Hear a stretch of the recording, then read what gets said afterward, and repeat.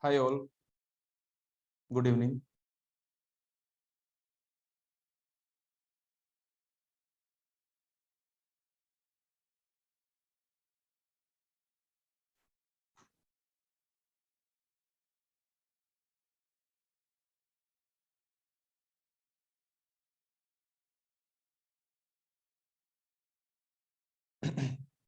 Let's start now.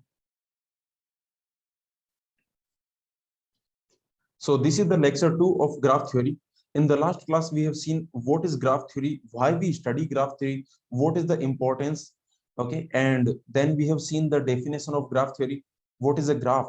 The definition of graph, and what are the vertices, what are the edges, what is the degree of a vertex? Okay, like what are the adjacent vertices, adjacent edges? So all these concepts we have seen. Now in this class, we will see these concepts like degree summation, path, cycle, walk, and some special type of graph. So let's start. So in the last class, we have already seen the definition of graph theory, correct? Now, so all these concepts of graph theory we have already seen. So tell me, find the type of graph. Facebook friendship, what type of graph this is? In the last class, we have seen type of graph based on type of edges. So what type of edges we have in this Facebook friendship? What type of edges? Do we have directed edges or undirected edges? We have undirected edges, right? So basically, because this is your find the type of graph, like, correct? So this Facebook friendship, if you notice, like if there are two people, okay, if A is friend of B, then automatically B is friend of A. So there are undirected edges, I can say. And tell me, can I have self loop? So I have undirected edges. The edges are undirected in this graph, because if A is friend of B, then B is also friend of A. Undirected edges. Do we have self loop? There is no self loop, because you cannot be friend of yourself.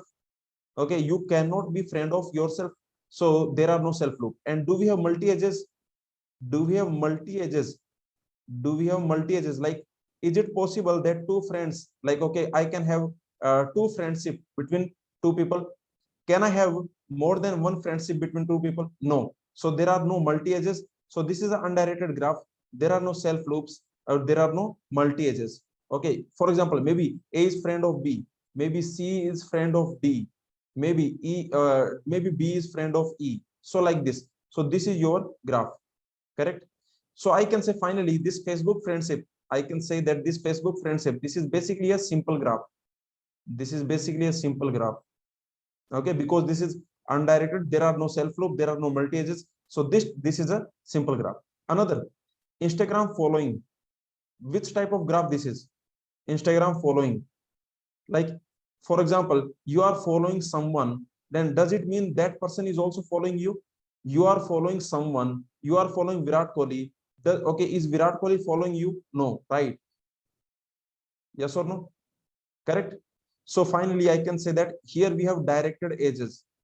Here we have directed edges in the Instagram following. And self loop, is it there? Do we have self loop? Do we have self loop? There are no self loops.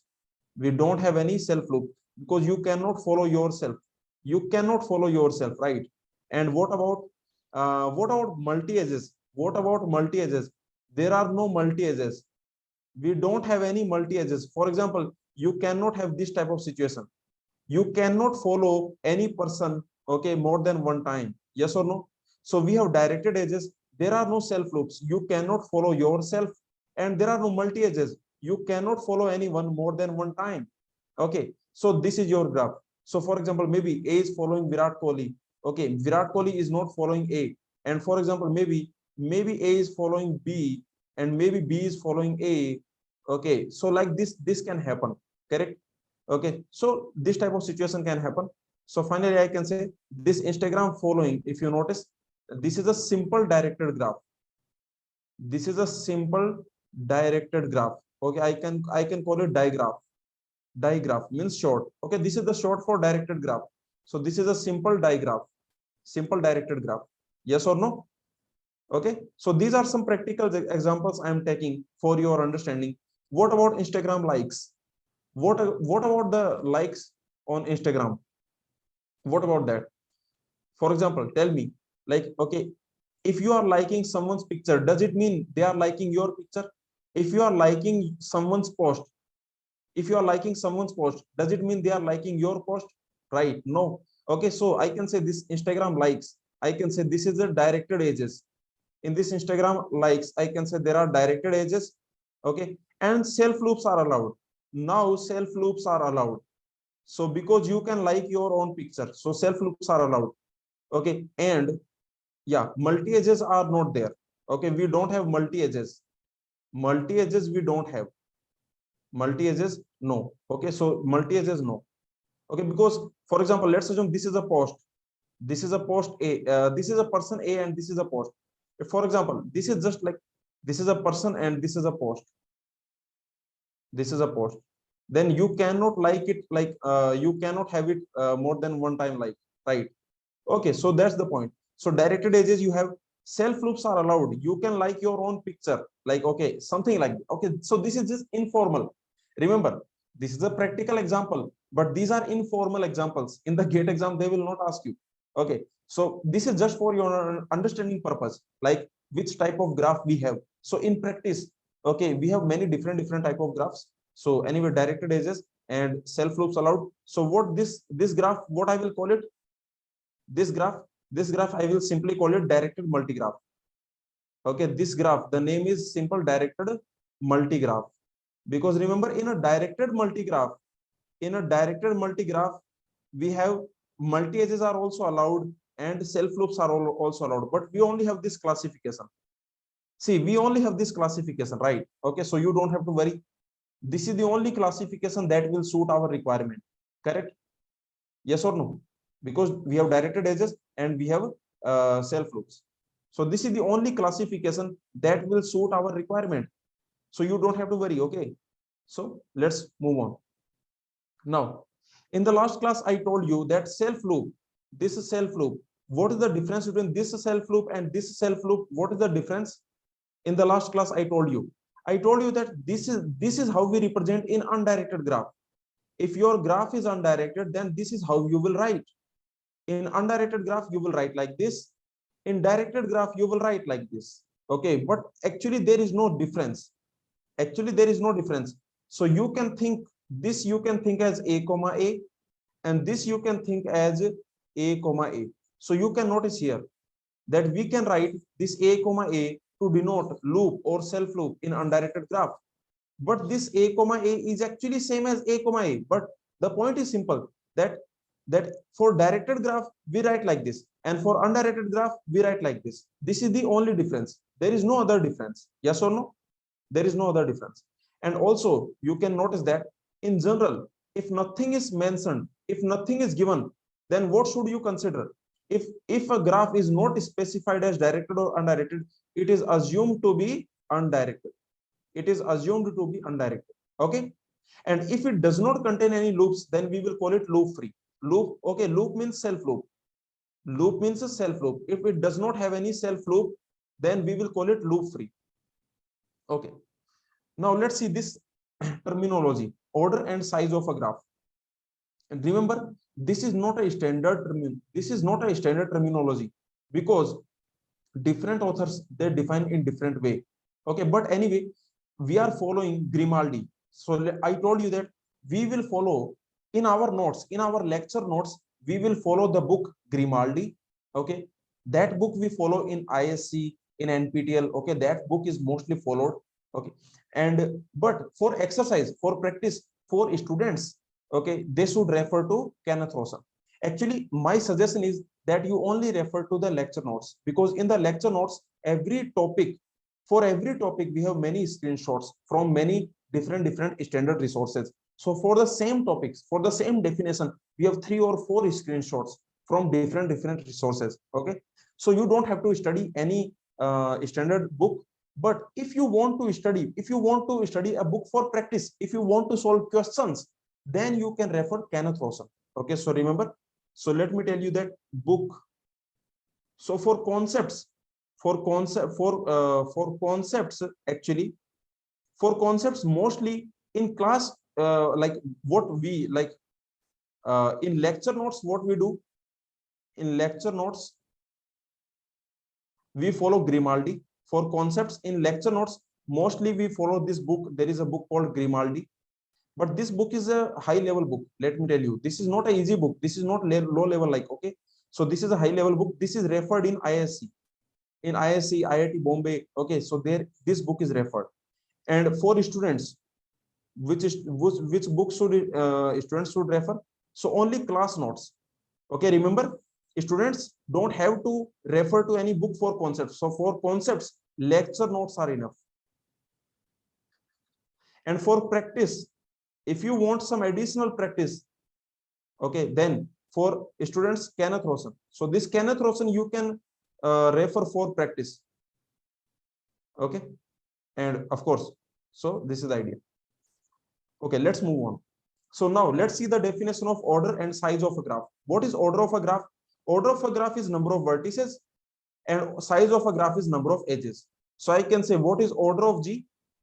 If I ask you what is order of G, that is side, that is number of vertices. Okay, that is number of vertices. Some people write like this, that there are n vertices. Okay, number of vertices. And what is size of G? What is size of a graph? That is number of edges. That is your number of edges. So for example, in this graph, what is the order? For this graph G1, what is the order? Order means number of vertices. So total number of vertices is 5. So G1 has order 5. What is the order of G2? G2 has order again 5. So G1 is a digraph. Sorry, G2. G2 is a directed graph. So this graph has order 5. This graph has order 5. What is the size of G1? What is the size of G1? So in this G1, you can notice we have these edges. This is undirected graph. This G1, this is basically undirected graph. You can notice, and that is the reason I can say 0, 1, 1, 2, 0, 2, 2, 3, and okay. So these are the edges 2, 4, 3, 4. So how many edges we have? Total 6 edges we have. So the size of G1 is 6. Size of G1, that is 6. And what is size of G2? Size of G2 is 7, because number of edges in G2 is 7. Okay. Now let's see. So this concept we have already seen, the concept of degree. What is the definition of degree? The degree means how many edges are incident on a vertex. Degree of a vertex is how many edges are incident on a vertex. But remember, self loop we count 2 times. Yes or no? So you can notice here that here a loop at a vertex is considered as 2 incident edges for V. Okay, so because I told you that if you have a self loop, if you have this type of loop, then you can think, okay, this analogy, you can think like this. You can think like this, that okay, that this type of thing. So this edge is considered as falling 2 times. Okay, so this self loop as 2 incident edges on V. Is this clear? But remember, if I have this, then what should be the analogy? Then what should be the analogy? Analogy should be that, okay, from A to A. Correct? Yes or no? Is this clear? So if you have this type of undirected loop, then you will think like this. You can think like this. This is how you think. Okay, this is just for thinking. This is analogy. Okay, this is analogy, and this is how you can think. Okay, now so let's see. So in this, what is the degree of A? What is the degree of vertex A? That is 3, because degree of vertex A, that is 3. Because of this self loop, 2, and because of this is 1. So degree of A is 3. Okay, degree of A is 3, because we count a loop twice. Remember, we count a loop twice.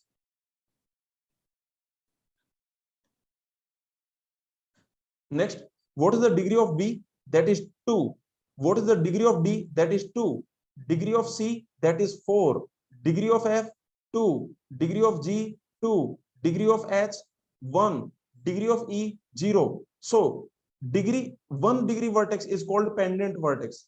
This 1 degree vertex, that is a pendant vertex, and degree 0 vertex is isolated vertex. So this vertex, what we call it? This vertex we call it isolated vertex. Okay, so very simple. Now let's move on. Now tell me one more thing. What is the minimum degree? Okay, in this graph, what is the minimum degree? What is the minimum degree? This is the minimum degree. See, this is how we represent minimum degree. Minimum degree in this graph. What is the minimum degree in this graph? You have a graph G. So this is your graph G. Now, if this is your graph G, then what is the minimum degree in this graph? That is 0, because E has degree 0. So the minimum degree in this graph is a 0. And what is the maximum degree in this graph? What is the maximum degree in this graph? That is 4 for vertex C.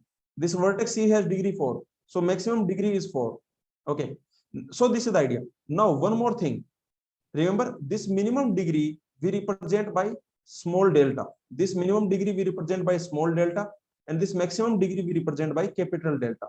Okay. Minimum degree that is represented by small delta, and maximum degree is represented by capital delta. Tell me what is the total degree, like degree summation. Tell me what is total degree.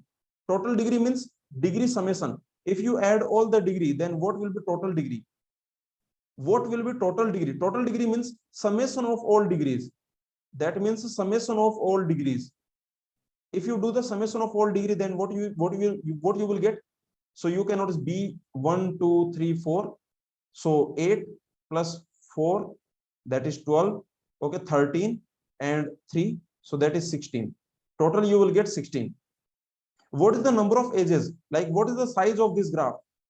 What is the size of this graph? That is number of edges. So number of edges is 1, 2, 3, 4, 5, 6, 7, 8. Number of edges is only 8, right? Okay, number of edges is 8. And what is order of this graph? What is order of this graph? That is number of vertices. 1, 2, 3, 4, 5, 6, 7, 8. So order of this graph is also 8. Okay, because we have total 8 vertices. Don't forget about E. Please don't forget about E. This E is an introvert. Don't forget about it. Okay, so size of this. So all these parameters we have. What is the average degree? What is the average degree? How to find average? If I ask you how to find average, then what will you do? Then what will you do? Total degree divided by number of vertices divided by number of vertices. So that will be the average degree. So total degree is 16. Number of vertices is 8. Average degree is 2. Okay, yes or no? How to find average? Average degree. Average degree means total degree divided by number of vertices. That will be the average. So the average degree will be 2. Okay. Sankalp, this is a edge. Remember how many edges we have here. This is how many edges? Like how many edges we have? This is a one edge. This is only one edge. This is only one edge. This is also only one edge. This is also only one edge. But because of this edge, the degree of A will be 2. Because of this edge, the degree of A will be 2. Okay. Because of this edge, degree of A will be 2. Tell me here, what is the degree of A? Here, what is degree of A? What is degree of A? Not defined. I told you in the last class, not defined. Degree concept is not defined for directed graph. For the directed graph, this degree concept is not defined. Okay, so this is the idea. All these points are clear. All these points. So remember, this is one edge. So total, how many edges you have? This. These are the edges. Okay, so total you have total 8 edges you have. But because of this self loop, the degree of A will be 2. Because remember this self loop is one edge, but you can think like this. You can think like this. This is the analogy. You can think like this. So now you can notice how many edges. Can you notice how many edges? Only one edge. Only one edge. But degree of A will increase by +1 +1. The degree of A will increase by +1 +1. Yes or no? So we have only one edge, but degree of A will increase total by 2. Degree of A will increase by 2. Let's see this question. For this question, all the things you need to answer. Answer all the things. What is the order? So first you tell me what is the order of G. This is a graph. G is given to you. What is the order? Order means number of vertices. So 2, 2, 2. So total 8. What is the size? What is the size of this graph? How many edges we have? So 1, 2, 3. Okay. So I can say 1, 2, 3. Then 4, 5. Then 6. Then 7. Then 8. Then 9. Did I miss anything? Total 9. I think total 9 edges you have. Okay. So total 9 edges you have. Next. So this is the size. Now tell me What is the degree of all the vertices?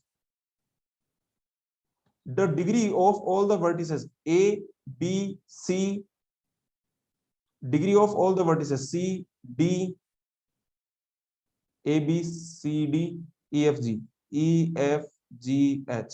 So what is the degree of A? Degree of A is 2. Degree of B is 3.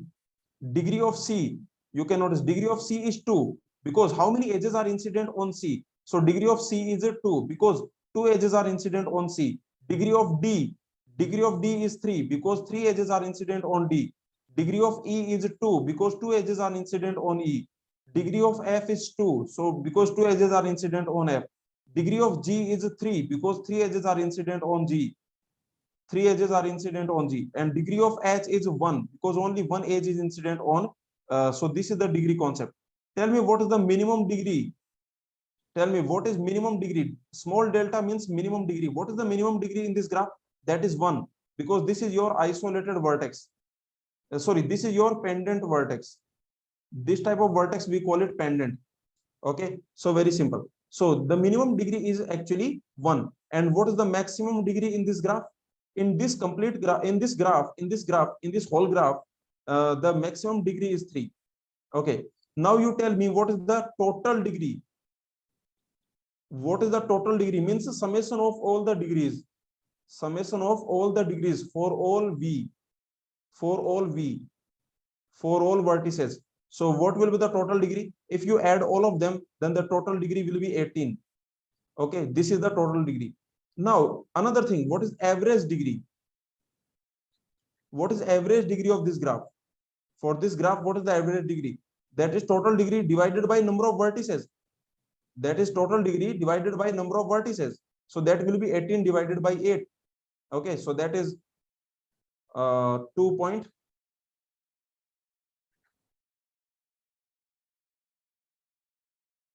I think 2.25, right? Okay, so this is the average degree. One more thing, how many number of even degree vertices? Number of even degree vertices. How many vertices have even degree? How many vertices have even degree? So this vertex has even degree, this vertex has even degree. So 1, 2, 3, 4, 4. Total 4 vertices have even degree. And number of odd degree vertices, what is that? How many vertices have odd degree? So number of odd degree vertices, 1, 2, 3, 4. Okay. And one more thing, that is degree sequence. One last concept, that is degree sequence. What is degree sequence? Degree sequence, the sequence of this, because the sequence of degree. Remember, degree sequence means sequence of degree, but written in decreasing order. We write it in the decreasing order.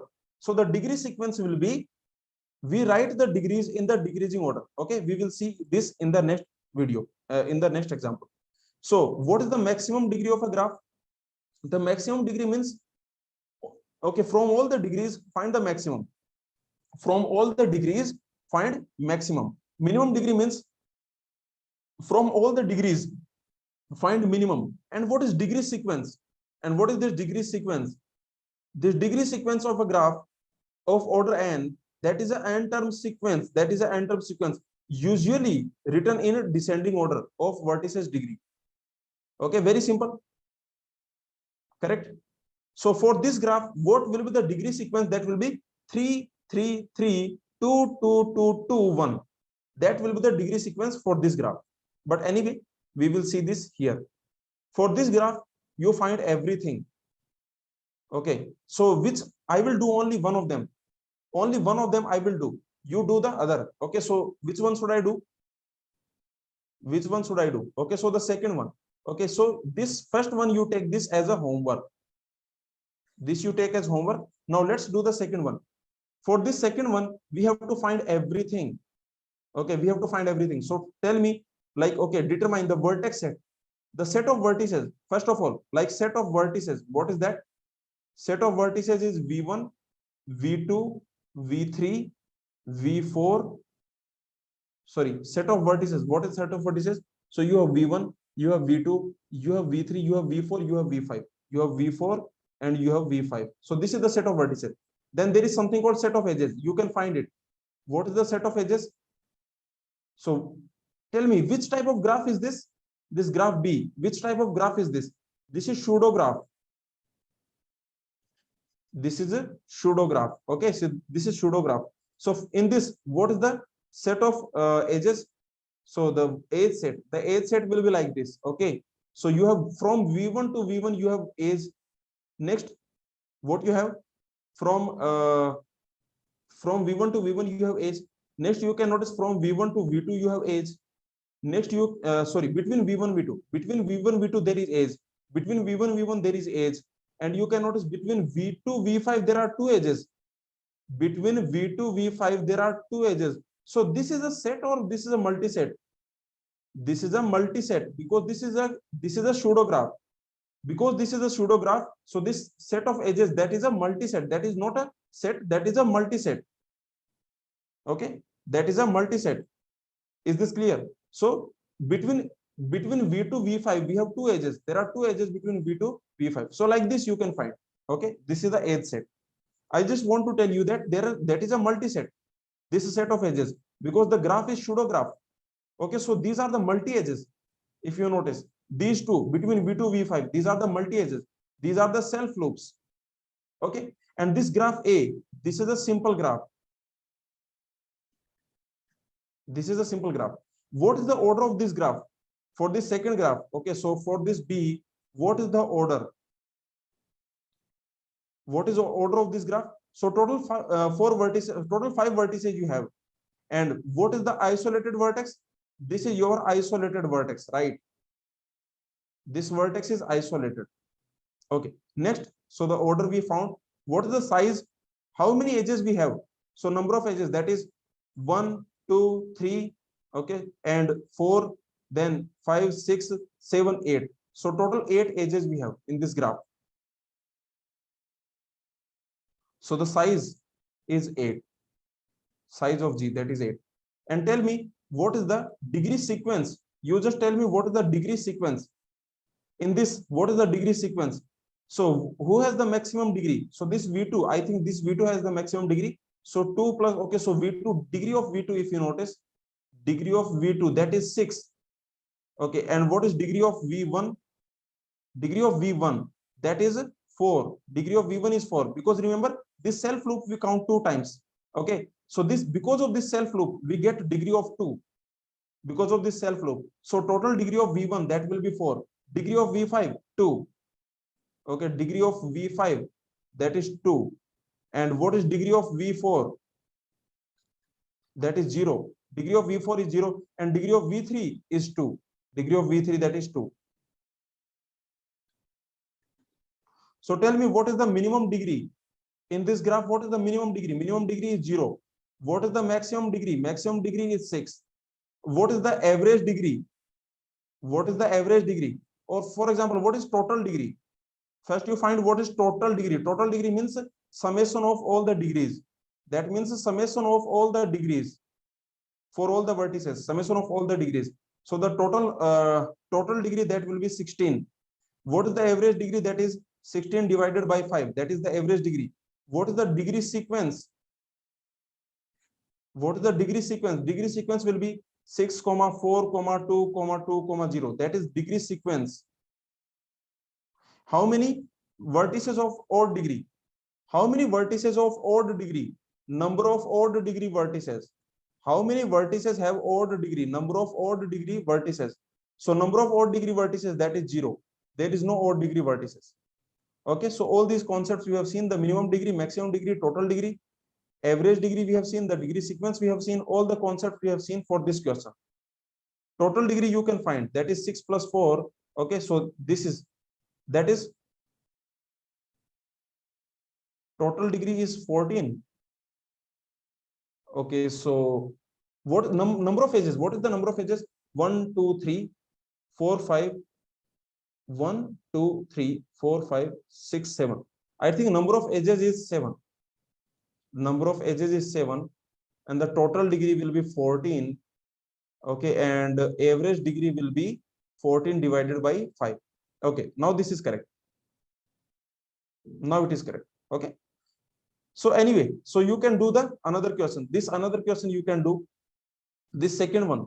So this first one you can take as homework. Now let's move on. Now let's see these things. Can you find all of them for B? For this B, we have to find.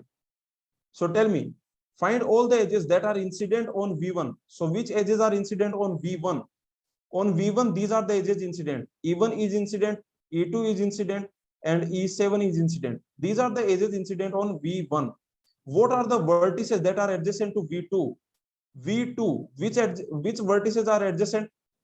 Remember, V2 is adjacent to V2 also. Yes or no? V2 is adjacent to V2 also because of this self loop. Because of this self loop, V2 is adjacent to V2 also. Because there is a self loop. Notice there is a self loop. So V2 is adjacent to V2, V2 is adjacent to V3, V2 is adjacent to V1, V2 is adjacent to V5. So V2 is adjacent to these four vertices. Tell me, this V3 is adjacent to what? Like, okay, for V3, if I find neighborhood of V3, then what that will be? Neighbors of V3. That will be V2 comma V1. Because V3 is not neighbor of itself. V3 is not a neighbor of itself. Correct? Yes or no? But remember, V2 is a neighbor of itself. V2 is a neighbor of itself. Next, find all the edges that are adjacent to E2. That are adjacent to E2. This is your E2. Which edges are adjacent to E2? That is E1, sharing common endpoint, sharing at least one common endpoint. So E7, next E3, next E6, next E4, next E5. All the edges are incident. All the edges are adjacent to E2. Yes or no? All the edges E1, E3, E4, E5, E6, E7. All the edges are adjacent to E2. This is your E2. Now you can notice this is adjacent to E4. This is adjacent to E5. This is adjacent to E3. This is adjacent to E1.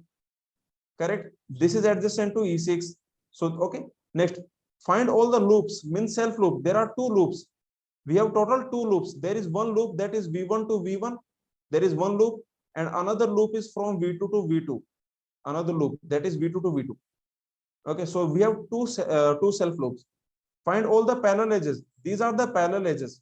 Okay, only these are the parallel edges that are E4, E5. These are the parallel edges. Find all the isolated vertices. This is your isolated vertex. Okay, and what else? Find the degree of V2. The degree of V2 we have already found. Okay, so for this V2, what is the degree? The degree is a 6. Are all these concepts clear? We have done enough practice.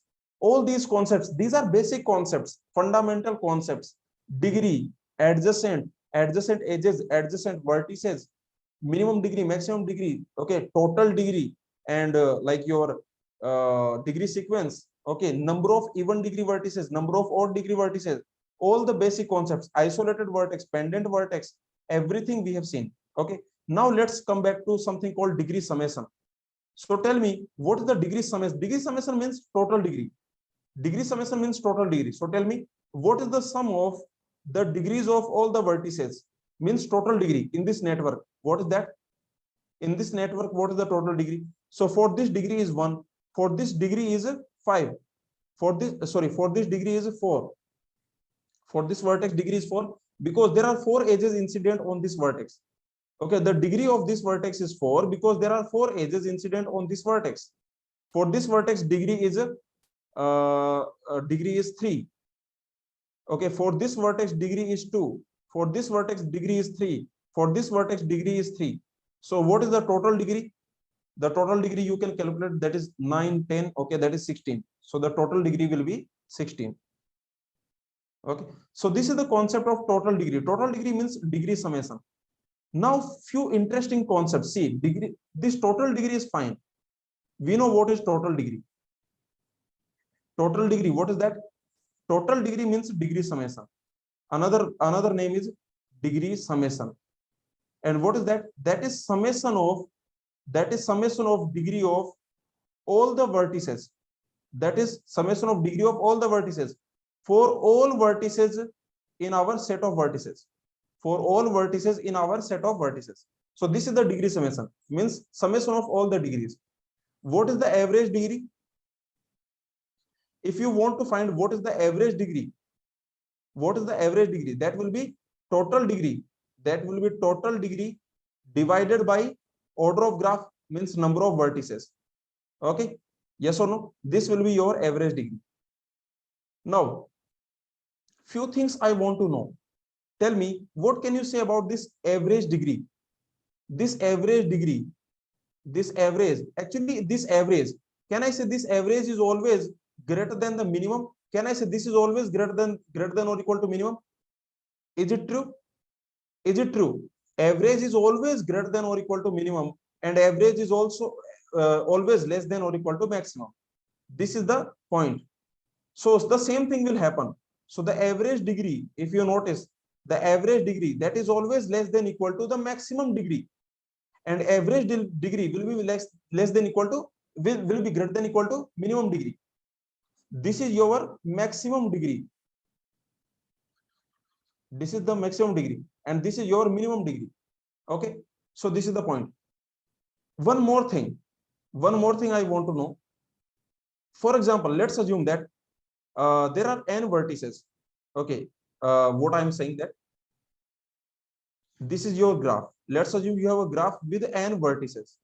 There are n vertices. Then tell me, what will be the total degree? What can you say about total degree of this graph? If you have a graph with n vertices, then what can you say about total degree of this graph? That will be greater than equal to what? What should I do? And that will be less than equal to what? What should I do? Total degree will be greater than equal to n delta, and that will be less than equal to n capital delta. Yes or no? Yes or no? Because remember, you have a graph with n vertices. You have a graph with n vertices. If I consider, if I assume the total degree I'm asking, so that will be greater than equal to n into minimum degree, and that will be less than equal to n into maximum degree. Yes or no? Yes or no? Very simple. Because I am asking total degree. What is total degree? So that will be definitely, that will be greater than equal to n into minimum degree, and that will be less than equal to n into maximum degree. Yes, total degree means summation of all the degrees that we have seen here. See the total degree. Total degree means degree summation. Total degree is same as degree summation. Okay, so for graph with n vertices, this is what we can see. Now let's move on. Very interesting thing we will see now. Okay, so I am making a graph. So let's assume I am making graph like this: A, B, C, D, E. This graph I am making, and for this graph, you tell me what will happen. So what is the number of edges? What is the number of edges, and what is the total degree? And what is the total degree? What is the number of edges and what is the total degree? So tell me what is the number of edges right now? At this point, what is the number of edges? At this moment, what is the number of edges? So number of edges at this moment, that is number of edges is 0. And what is the total degree? Every vertex has degree 0, so total degree is also 0. Okay, now let me do this. Now tell me what is the number of edges? Number of edges 1. The total degree, what is that? Okay, the total degree. So let me do like this. Let me use a different color. Number of edges 1. The total degree now is 2. Why? Can anyone tell me? When I add this edge, then total degree is increasing, right? Plus 1 for this, plus 1 for this. Yes or no? Total degree is increasing by 2. When I add this edge, because of this edge, total degree is increasing by 2. Because degree of A is increasing by 1, degree of B is increasing by 1. Yes or no? Correct? Agree? Now, okay, so let me add this edge. Now total number of edges, that is 2. Total number of edges, that is 2. What is total degree? What is total degree? I'm adding this edge. Now what is total degree? Now remember, because of this edge, you have plus 2. Because of this edge, again total degree is increasing by 2. Yes or no? So whatever edge you add, for every edge, total degree is increasing by 2. Whatever edge you add. For example, if I add this edge, Now what will happen? Now number of edges 3. Total degree is 6. Why? Because now the degree of A is increasing by 1. Degree of B is increasing by 1. So because of every edge, whatever edge you add, because of every edge, total degree is increasing by how much? For every edge, total degree is increasing by how much? 2. Every edge is giving value of 2 in the total degree. Okay, for example, if I add this edge, now you have 4 edges, and there are total degree is 8, because this will happen +1 and +1. So this is the idea. Okay, I hope the idea is clear to everyone. So whatever you do, for example, if I do this, now the number of edges is 5, the total degree is 10. Because of this edge, it will increase by 2. So what is the formula I can create? So the final point is this: what is the total degree? I can say total degree is always double the number of edges. That is twice the number of edges. Because why this is happening? So total degree means degree summation, that is equal to twice the number of edges. Why? Because every edge, okay, whatever edge you add, every edge contributes a value of 2, in total degree. Or I can say every edge, okay, increases total degree by 2. Every edge will increase. Remember, every edge contributes a value of 2 in total degree. So I can say total degree will be equal to twice the number of edges. Is this clear? So whatever edge you add, this proof will work for all the undirected graph. Yes or no?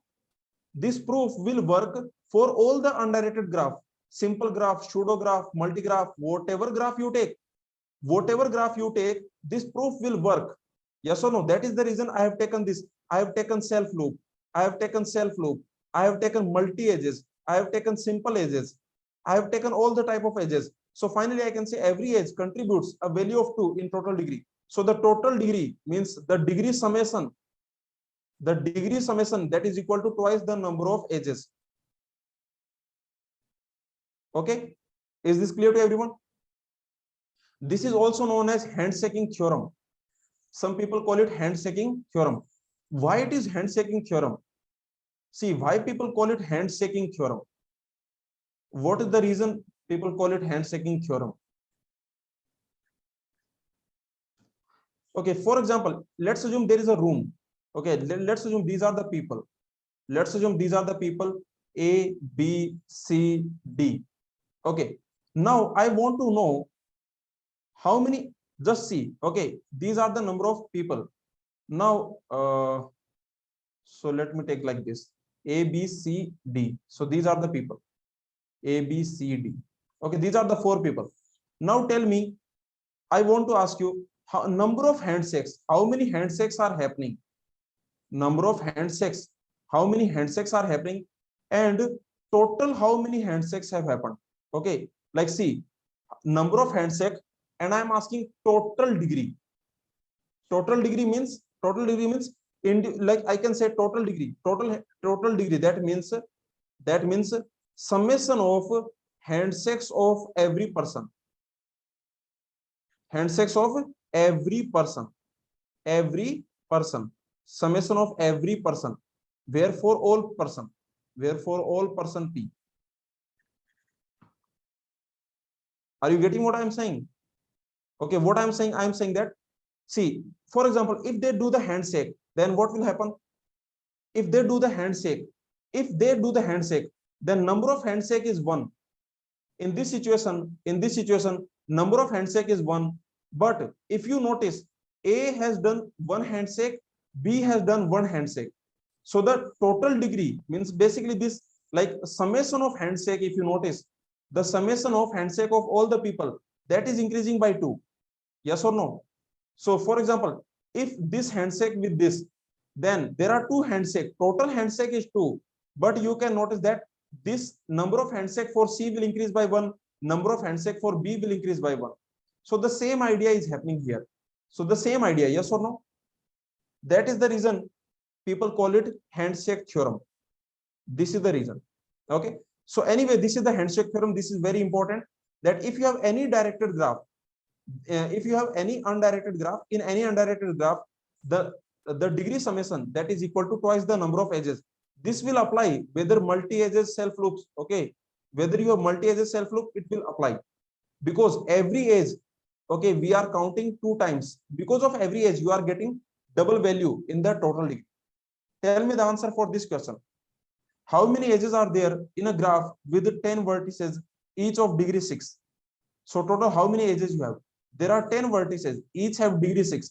So total degree is 60. Total degree is 60. So number of edges will be 30.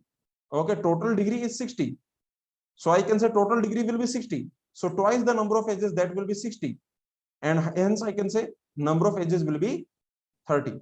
Because you know that twice the number of edges, that is equal to total degree. That is equal to total degree. And what is total degree here? The total degree is 10 vertices. Everyone has degree 6. Everyone has degree 6. So that is 60. So number of edges, that will be 30. Let's move on. Now, very interesting consequence of this previous result. Very interesting consequence. Okay, just this is my question. I am giving you a graph. Try to create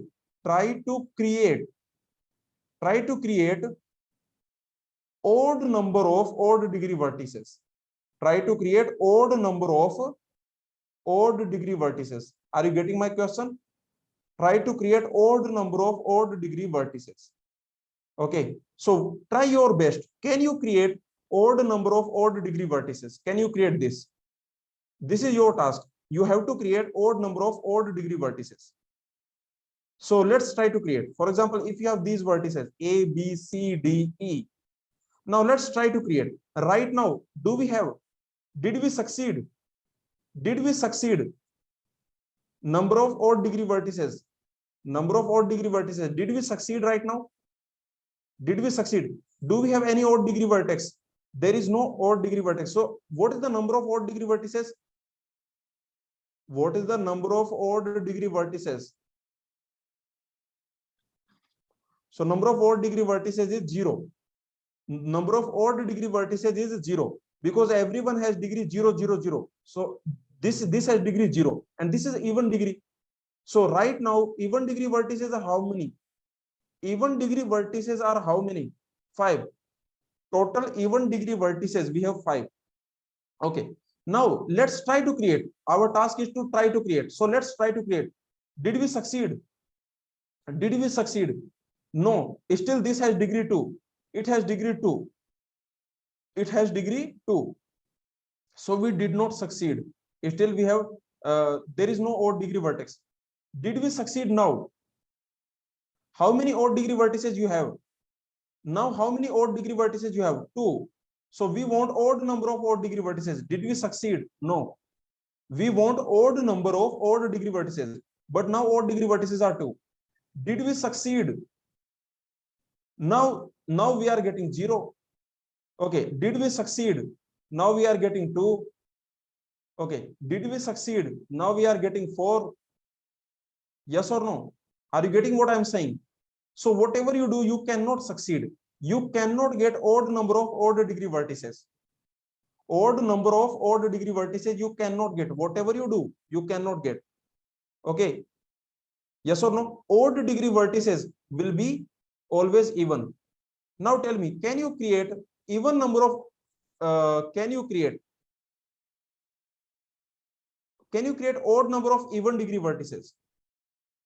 Can you create odd number of even degree vertices? Can you create this odd number of even degree vertices? This is very simple. A, B, C, D, E. A, B, C, D, E. This is very simple. You can notice we have odd number of even degree vertices. What is that? Number of even degree vertices. That is very simple. That is okay, that is 5. So you can notice, yes, we have odd number of even degree vertices. So yes, this we can do. odd number of even degree vertices we can get very easily. You can get, for example, now how many even number of, okay, now also we got, this is also odd. See, we already get, we are already having odd number of even degree vertices. Even degree vertices, now how many even degree vertices we have? Now how many even degree vertices we have? 3. Now how many even degree vertices we have? 1. Now how many even degree vertices you have? Now how many even degree vertices you have? Now how many even degree vertices you have? So at this point, okay, that is again 3. Now how many even degree vertices you have? Even degree vertices, now this is 5. Okay, so like this. But does it mean that you cannot have, so we have odd number of even degree vertices. Can you create even number of even degree vertices? Can you create even number of even degree vertices? Yes, very easy. This is very easy. Even number of even degree vertices. See, here you have odd number of odd degree vertices in this example. So if I do this, now you have even number of even degree vertices. So number of even degree vertices, if you notice, then that will be 4. Okay, and here number of even degree vertices, what is that? Here number of even degree vertices, that is 3. So this is the point. What I want to say, I want to say that you cannot get odd number of odd degree vertices. Yes or no? This is the point. Even degree vertices, you can have any number. You can have even number of even degree vertices. You can have odd number of even degree vertices, but you cannot have odd number of odd degree vertices. Number of odd degree vertices will always be even. You cannot have odd number of odd degree vertices. This is the point. Now let's prove it. How to do this? Okay, so the theorem is like this. Our theorem, if you notice, our theorem is this.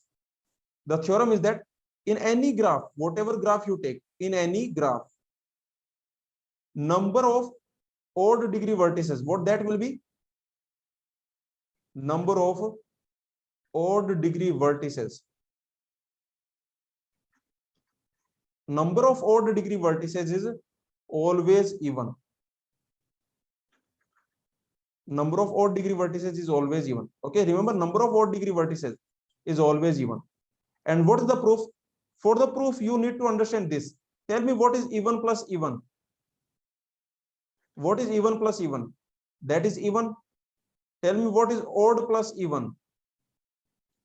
That is odd. Tell me, what is odd plus odd? That is even. Okay, tell me, how many times should I have this odd? How many odd numbers should I have? How many odd numbers should I have such that the total is even? How many odd numbers should I have? How many odd numbers should I have such that total is even? So you should have even number. Even number of odd numbers you must have. Even number of odd numbers. Yes or no? Even number of odd values. You must have even number of odd values if you want final result to be even. Correct? So very simple. Even number of odds you must have if you want your final result to be even. Now let's solve. So I am saying that if number of odd degree vertices is always even, and the proof is very simple. You can actually do this proof very simply because you know the total degree. The total degree is equal to twice the number of edges. Is this even number? What can you say about this? This is even because this is multiple of 2, so this is even. So total degree is always even. First of all, this you must understand. Total degree is always even. Okay, what else? What else? Now, this is your total degree. So this total degree, I can say this is addition of total degree of even vertices. This is total degree of even degree vertices. Yes or no? Plus total degree of even degree vertices plus total degree of odd degree vertices. Correct? So the total degree is basically total degree of odd degree vertices. The total must be even. This total thing must be even. Now tell me, what is this value? What is this value? total degree of even degree vertices. What is this value? Okay, so basically you know that total degree of even degree vertices, total degree of even degree vertices, what is that number? Is this even or odd? Total degree of odd degree vertices. And the total number should be even. So tell me, this value, total degree of even degree vertices, that will always be even, because even plus even is even plus even is even. Okay, so that will always be even, and the final result is even. The final result is even. So what this should be? So this must be what? The final result is even, so this must be even. Must be even. Must be even. Okay, now what is this? This must be even. This is total degree of odd degree vertices. Like this is the total degree of odd degree vertices. So all the odd degree vertices you have, all the odd degree vertices you have, the total degree of odd degree vertices must be even. So how many odd degree vertices you have? So number of odd degree vertices, how many odd degree vertices you should have? So that should be even. So number of odd degree vertices should be even. Very simple. This is the proof. Isn't it simple? Anyone has any doubt in this? So the proof is very simple. In any undirected graph has even number of odd degree vertices. Even number of odd degree vertices means number of odd degree vertices is even. Okay. So this is your handshaking lemma. Is this clear to everyone? So now let's take a break, and after the break we will continue. We will study this directed graph. Okay, remember, we will only study simple graph most of the time. Most of the time, all the concepts we study for simple graph. In your GATE exam, they will ask you simple graph.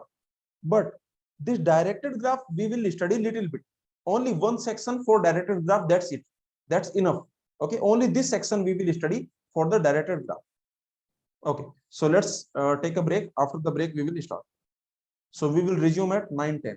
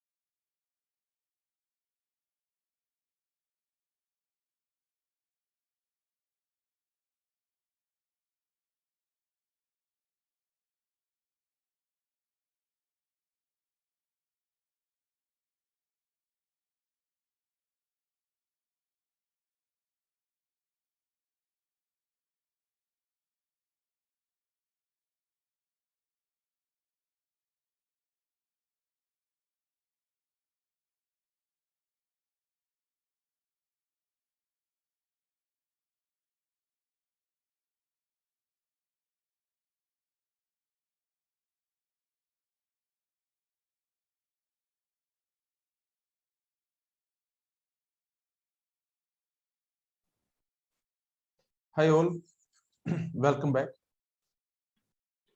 So let's study directed graph. You already know what is a directed graph. So, so for in the directed graph we have directed edges, right? Correct. So you have this directed graph. Let's assume, for example, you have these vertices A, B, C. Then I can say, for example, from A to B. This is edge from A to B, and this is edge from B to B, and this is edge from C to B, and this is edge from this is edge from B to C, and this is edge from C to B. So this is your directed graph. Now remember the concept in the undirected graph. What concept we have for the undirected graph? For the undirected graph, we have concept of degree. For the undirected graph, we have concept of degree. That is concept of a degree. That is concept of degree of vertex. Okay. So this is the concept that we have in the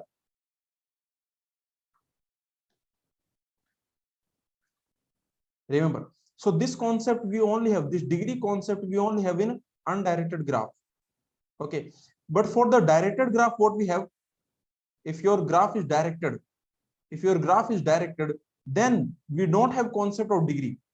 For directed graph, we don't have this concept of degree. This concept degree we don't have.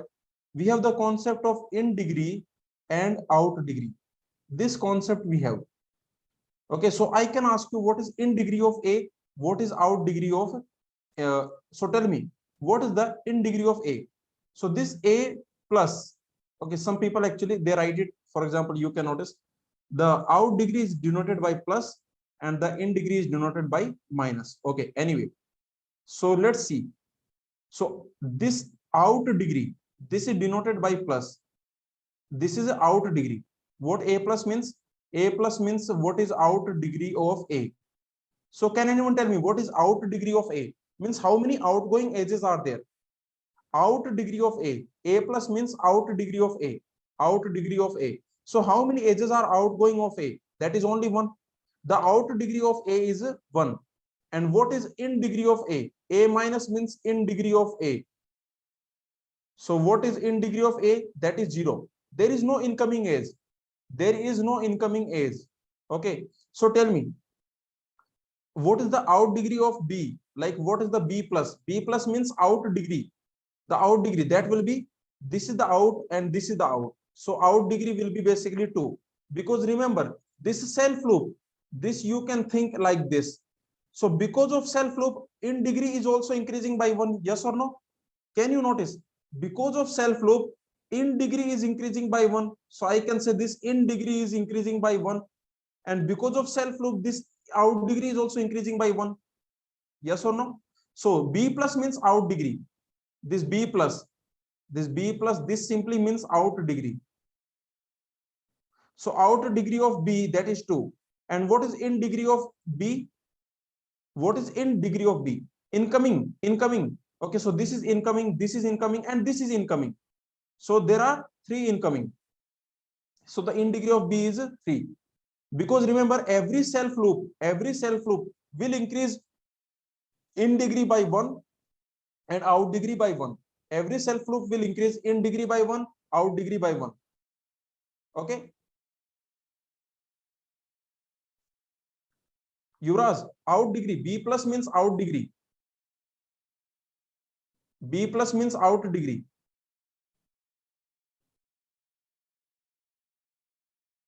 This is correct, right?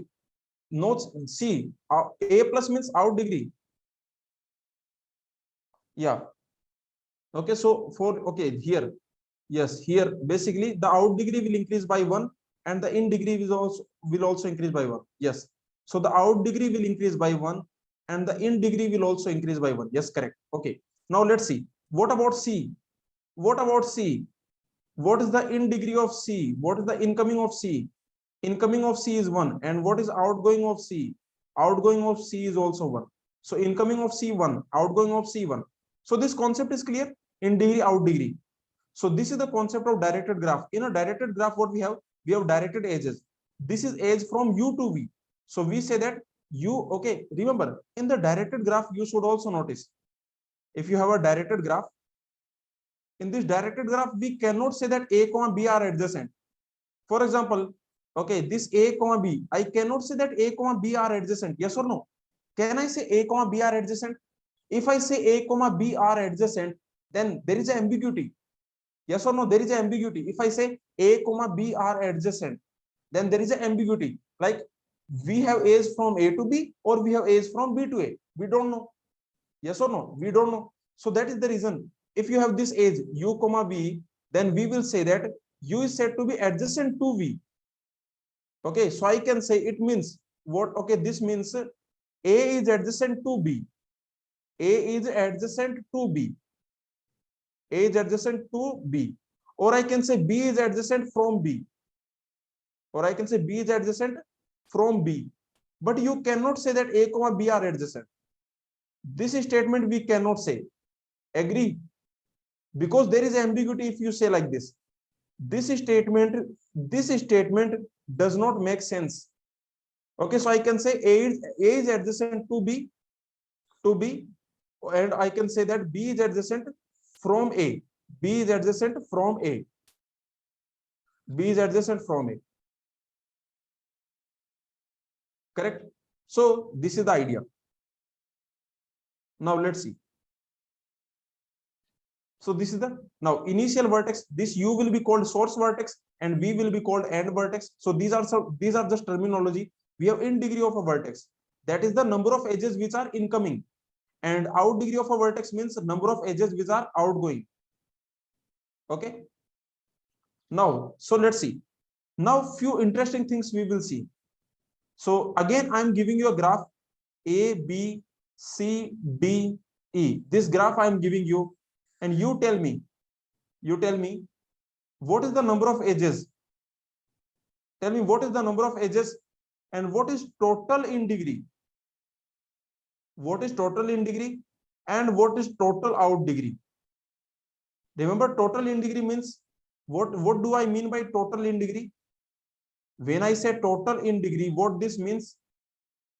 Total in degree, that means summation of all the in degrees. When I say total in degree, that means summation of all the in degrees for all vertices in our vertex set. So similarly, you have total out degree. There is something called total out degree. Okay, so this is the concept of total in degree and total out degree. That is summation of all the out degrees. How? Okay, out degrees of all the vertices for all vertices in our vertex set. So now tell me, at this moment, what is the total number of edges? So tell me, at this moment, number of edges is 0, total in degree 0, total out degree 0. If I add this edge, because of this edge, what will happen? Because of this edge, number of edges 1. Total in degree, that is increasing by 1 because of B. See, in degree of B is increasing and out degree of A is increasing. So total out degree is also 1. Total out degree is also 1. Next, if I add this edge, now what will happen? Now total number of edges 2. Total in degree is also 2. Total out degree is also 2. Because in degree of A is increasing by, yes or no? In degree of A is increasing by 1. Out degree of A is increasing by 1. Okay. Manisha, when we have this type of situation, then we say that A is adjacent to B. So when we have this type of situation, then we will say B is adjacent to B. When we have this type of situation, we will say B is adjacent to B. In this, we cannot say B is adjacent to B. Okay. So when we have this edge, like when we have this edge, when you have this edge, then you will say that A is adjacent to B. Similarly, when you have this edge, then you will say B is adjacent to B. Yes or no? So remember, for example, here A is not adjacent to A. B is not adjacent to B. So when you have edge, this type of edge you have, then we will say that A is adjacent to B. And when you have this type of edge, then we will say that B is adjacent to B. Now let's see. So what I'm saying, so you can notice that total number of edges. Now whatever edge you put, for example, if I put this edge, now what will happen? If I put this edge, I am putting this edge, I am putting. So now number of edges is 3, and the total in degree 3, total out degree also 3. Total in degree is also 3, total out degree is also 3. So the point is very simple, that number of edges, whatever number of edges you put, for every edge, what is happening for every edge? For every edge, total in degree is increasing by 1, and total out degree is increasing by 1. So whatever you do, you can put multi edges, like these are the multi edges, these are the self loops, these are the simple edges. So whatever you do, I can finally say that I can say total in degree, that is equal to total in degree is equal to, that is equal to total out degree, and that is equal to number of edges, that is equal to number of edges. So in the directed graph, this will happen. This will happen in the directed graph. Why this is happening? Why this is happening? Because of every edge, whatever edge you put, because of every edge, the out degree of A will increase by 1, and the in degree of B will increase by 1. So okay, so that is the idea. This will also increase by 1, and this will also increase by 1. So whatever edge you put, yes or no? So every edge will contribute a value of 1 in the total in degree. Every edge will contribute a value of 1 in the total out degree. Okay, so this is the idea. Whatever edge you take, for example, if you take this edge, then the in degree of A will increase by 1, and the out degree of A will increase by 1. So this is the idea, because of this edge, whatever edge you put. So final, this is the conclusion. So number of, okay, like here, if I ask you, this is your, find the in degree and out degree of each vertex. So tell me, what is the in degree of C? What is the in degree of C? This is incoming, this is incoming. So, okay, and this is incoming. So in degree of C is 3.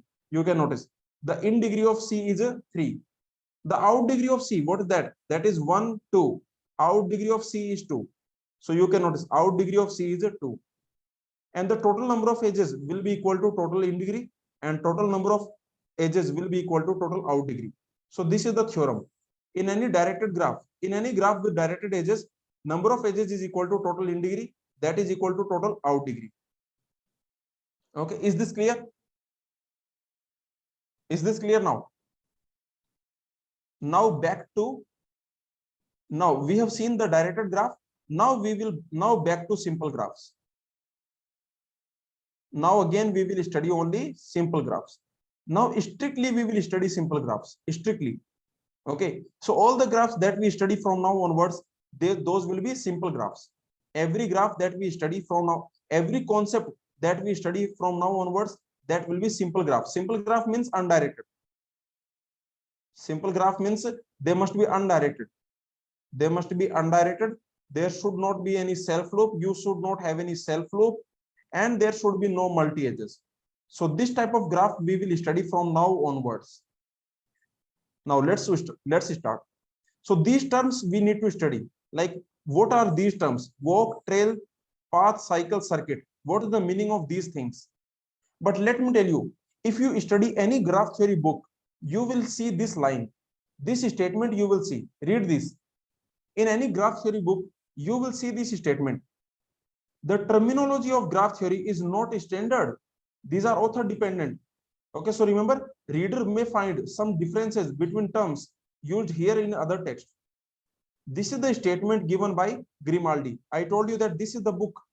This is the book that is followed in IIT, ISC for MTech courses. In your MTech, if you take graph theory, then this book will be followed. You don't have to study this book. Please don't study this book, because this is not an easy book. Okay. Alok is asking, if graph theory is so important, then why not standard terminology? Because Alok, graph theory is important for problem solution. You want to solve a problem. That is the reason graph theory is important. Okay, like terminology does not matter. Yes or no? It does not matter which terminology you are using, as long as you are solving the problem. And let me tell you, most of the terminology is universal. Most of the terminology is universal, like degree, in degree, out degree, adjacent vertices, okay, isolated vertex, pendant vertex. complete graph, empty graph. So many concepts are universal. What I want to suggest you that whatever definitions we are looking at, these definitions you remember, these definitions you follow. You don't have to follow other definitions. Okay, just follow these definitions, because our complete course, our course of graph theory will be based on these definitions. We will use these definitions again and again. Okay, so let's see. And all these definitions I am taking from Grimaldi, because this is a standard book. Okay, let's see. Now the concept of walk. The concept of walk, comma, trail, comma, path. Okay, tell me, forget about graph theory. What is trail? Can anyone tell me what is trail? Forget about graph theory. What is trail in English? In English, in simple English, what is walk? In simple English, walk is like walk. Yes or no? This type of thing is walk. Yeah, like you are walking. This type of thing is walk. Correct? And what is trail? Like you are walking. Walk is like a walk. Very simple. You are walking. You are just walking. Random. You are walking. Okay. What is a trail in English? Trail basically means it. Okay. See, if you notice this trail, this word actually I did not know anything about this word, but actually if you see, for example, you can take the footprints. Trail basically means, like I can say that that person has left trail. That person has left trail. Has left trail. Okay, so this trail is something like this. For example, you are leaving the footprints. Okay, yes or no? Something like that. This trail, I can say that trail, I can say this is similar to something called footprints. Something like that. Yes or no? Many times this type of statement you will see, that person has left a trail. So it's like this, like, okay, that person may have gone like this. That person may have gone like this. Okay, that person may have gone like this. So something like this. Now, anyway, let's come back to this point. So what is the definition of walk in our graph theory? In graph theory, what is a walk? What is a walk? What is a trail? Okay, all these concepts, what they mean, and what is a path? So these concepts, let's see. So let's assume there is a park. Let's assume you have a park in front of your house.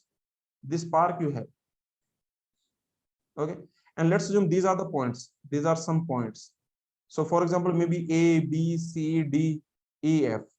This is your park in your society. Now tell me, what is a walk? Like in this society, if you are walking, then you can do like this. Most of the time we do like this, yes or no? Most of the time this type of walk we do. We do this type of walk, yes or no? Yes or no? Some people, they walk like this again and again. So in a walk, I can say that repetition of vertices and edges, is it allowed? Just tell me this point. Please tell me this point. In walk, repetition of vertices, repetition of edges, is it allowed? Yes. For example, let me give you a AB walk. Can anyone suggest some AB walks? For example, if you start from A, AB walk means you start from A and you go to B. This is a AB walk. This is also AB walk. And you can notice what you can do. You can go from A to B. Therefrom, you can go to D. Then you can go to B. This is also AB walk. Yes or no? This is also AB walk, because you are going from A to B, then D, then B. This is also walk. Someone is walking like this. Yes or no? So basically, in a walk, repetition of vertices, repetition of edges, this is allowed. For example, I can say A to C to D to B to A to C to D to B. This is also a walk. Correct? Is it clear to everyone? What is a walk? Very simple. The definition is very intuitive. What is a walk? Okay, all these things are walk. AB walk means you start from A and go to B. This is the AB walk. Now let's see what is a trail. Okay, just think about it and tell me, what do you think in a trail? What happens? What repetition is allowed in a trail? What repetition is allowed in a trail, but repetition is not, which repetition is not allowed in a trail, like AB trail? In a trail, let me tell you that in a trail, for example, trail is like footprints, yes or no? Trail is like footprints. This is like footprints. And now I can say that don't Basically, don't do this. Just think about it. If I do this, I go from here to here, and then I go from here to here. Like this is what I'm doing. I'm going like this, and then I'm coming like this. Then trail is gone. Yes or no? Can you say now? Can you say trail is gone? Yes or no? Trail is gone. I can say trail is gone. So something like this. Actually, there is a serial called The Walking Dead. There is a TV series. There is a TV series. Have you seen this TV series? There is this TV series, The Walking Dead. In this TV series, actually, this word is used many times, The Walking Dead. So there is a character. There is a character called Daryl. Okay, this character uses this character. This character does a trail. Okay, this he checks trail basically. He checks trail. Okay, anyway, this is just a TV series anyway. So in this TV series, what happens that sometimes when trail is gone, okay, like for example, okay, you are walking, and then you don't want to leave trail. Then what you can do, you can remove it. You can walk on it again. If you want to remove it, you can walk on this trail again. It will be gone. Okay, so like this. Anyway, so the final point is that what is a trail? In a trail, repetition of vertices is fine. For example, I can go from A to B. I can go to D. For example, so let's assume this is your park. Let's assume your park is like this. Now I can say that A to B, this is a trail, fine, because repetition of edges should not happen. Edge repetition should not happen. No edge repetition. This is the restriction. You should not have any edge repetition. Very simple. No repetition of edge. So there is no repetition of edge. What about this? A to C, C to D, D to B. There is no repetition of edge. What about this? A to B and B to D, D to. Okay, this is trail is gone. I can say trail is gone because A to B, then B to D, then D to B. So trail is gone. What about this one? This is also not a trail. Give me another trail where vertex is repeating. Give me a trail where vertex is repeating. For example, you can go from A to B. So what you can do? You can go from A to B. Give me a AB trail. I want AB trail. Yes. So give me AB trail. What you can do? You can give me this. Something like this. So you can give me A, C, D, A, B. This is what you can give. Yes or no? A, C, D, A, B. A, C, D, A, B. Because you can go from A to C. You can go from C to D. You can go from D to A. And then you can go from. So you can notice trail is there. Okay. So trail is not gone. So finally I can say trail is there. So trail means no edge repetition. And what is a path? Like if I ask you, what is a path from A to D? What you will say? If someone asks you, you are standing here. If someone asks you, what is path from A to D? What you will say? Now my question, path.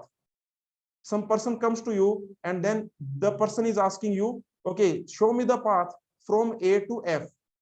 Then will you say like this? Show me path from A to F. Will you say like this, that see this, and this? This is a path. Will you say like this? No. What will you say? You will say, see, you can go in this direction, or you can go in this direction, or you can go in this direction, or you can go in this direction. So basically, these are many directions from A to F. So in path, what happens? In path, what will happen? Tell me. In path, vertex also cannot repeat. You cannot repeat anything.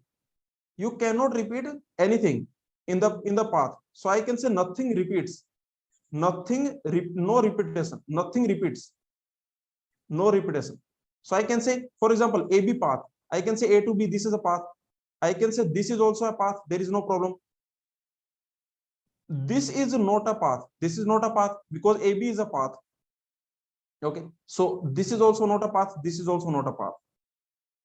Very simple. So all these definitions, are they clear? So the final point, what is a walk? What is a walk? What is a walk? Walk is basically a sequence of edges and vertices. A sequence of edges and vertices. This is a sequence of edges and vertices. I can say a walk in a graph, that is nothing but a walk is basically a sequence of alternating vertices and edges. Okay. Now, tell me one more thing. If I want a walk, for example, let's assume these are the vertices A, B, C, D. I want a walk from A to B. So I want AB walk. This is what I want. Then can I do this? For AB walk, can I do this from A to D, from D to B? Is it correct? Is this correct? Is this correct? No, this is not correct, because you cannot go from A to D, because this no such edge, because no such edge. There is no such edge. Correct? Yes or no? So very simple. And tell me, there is no such edge. Like you cannot go like this, A to D, D to B. You cannot do this. This is not a AB walk. Tell me one more thing. Can I say this is AB walk? Like A to B, D to B. Is this AB walk? Like A to B. Okay. Yeah, this is a AB walk. What I want to ask. So let me take some. I want AB walk.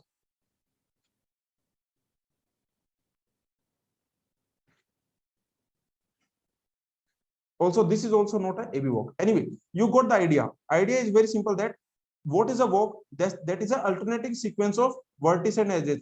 It is like from V1, you are starting and you are going to Vn. Okay, then there should be A's like this. This should be A's. Yes or no? You are going somewhere. You are going somewhere. This should be A's. You must have this edge. You must have this edge. Then you are going somewhere. This must be A's. So this must be A's. Okay, like this you are going. And remember, this V1, V2, these can be same or different, because this is a walk. So V1, V2, V3, they can be same or they can be different, right? Yes or no? So edge repetition, vertex repetition is allowed. So this is the definition of walk. Now in the walk, if V1, Vn, if they are same, then what can I say? Then this will be called a closed walk. Okay, so basically this type of thing is called, in a walk we have two type of things. We have something called open walk. There is something called open walk. Open walk means from V1, Vn you are going, and they are not same. V1 is not same as Vn. They are not same. Basically, you are going something like this. And you can repeat some vertex. You can repeat some vertex, you can repeat. You can repeat some vertex, you can repeat. So you are going. This is your open walk. Remember, V1 should not be equal to Vn. And there is something called closed walk. What is the closed walk? Okay. सुबह का भूला शाम को घर आ जाए, something like that. So in closed walk, what we have? So V1 is equal to Vn. In a closed walk, we have V1 is equal to Vn, means where you start, you will end there. You start and end at the same point. Okay. So this is the idea. Yuvraj is asking, in walk, both edges and vertices may repeat, but that doesn't mean that they have to repeat. Yes, these things are allowed. Yuvraj, if I tell you to walk around this park, okay, if I tell you to walk around this park, does it mean you have to do this? No, you can only do this. That's it. For example, maybe you can do this and then you can go home, something like this. Okay, anyway, so these things are allowed, not necessary. These are not mandatory. So I can say walk. There are two types of walk. There is open walk, closed walk. Closed walk means you start and end at the same point. Okay, you starting and ending position should be same. And you can notice open walk, that is, they are different. Similarly, you have something called a trail. Similarly, there is something called a trail. In trail, you have two things. In trail, you have two things. One is trail. Actually, I should not say. There are two concepts. One is trail. One is closed trail. These are two different concepts. Closed trail is called circuit. Closed trail is called circuit. The circuit of the Munna Bhai. Okay, so that is the closed trail. Okay, remember, okay, this trail and closed trail. Let me tell you that these terms are not very important for the GATE exam, but these terms we will use for our concepts. In the GATE exam, if they ask you the definition of trail, if they use this word trail, then they will give you the definition. If they use this word trail, walk, these words, if they use, then they will give you the definition. Okay, so anyway, we are taking this definition that closed trail is called circuit. Remember, in a trail, edge repetition is allowed. Edge repetition is allowed. And every closed trail, that is called circuit. Edge repetition allowed. but vertex can vertex repetition is allowed. Vertex repetition is allowed. Edge repetition cannot happen. Edge repetition not allowed. You cannot have edge repetition. You can do vertex repetition. For example, from V1 you can go to V2. You can go to V2. From V2 you can go to somewhere, and then you can come back. Then you can come back, and then you can go to V3. Okay, so like this. So this type of situation can happen.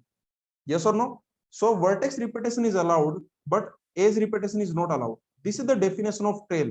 And every closed trail, that is called a circuit. Okay, for example, closed trail means if you do this, then this is a closed trail. Closed trail means starting and ending point must be same. Means V1 should be same as Vn. They should be same. Then we will call it closed trail. Now let's see the definition of path. What is the definition of path?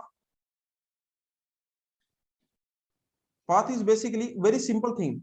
No vertex, no repetition. There is no repetition. Vertex repetition, edge repetition. There should be no repetition at all. We don't have any repetition. There should be no repetition. And remember one more thing. In a path, okay, path is like this. So nothing should repeat. Nothing should repeat. Nothing should repeat. V1 to Vn, and this V1 also should not be equal to Vn. Basically, nothing should repeat. No repetition at all. There should be no repetition at all. This is the definition of path. Now let me tell you another definition, that is cycle. What is a cycle? This is a circuit without vertex repetition. Circuit. This is a circuit, or I can say this is simple. See, what is a cycle? The definition of cycle is like this. This is similar to path. This is the similar to path. Okay, this is similar to path, but okay, this is similar to path, but okay, first and last vertex must be same. But V1 is equal to Vn. This is like a path. I can say this is.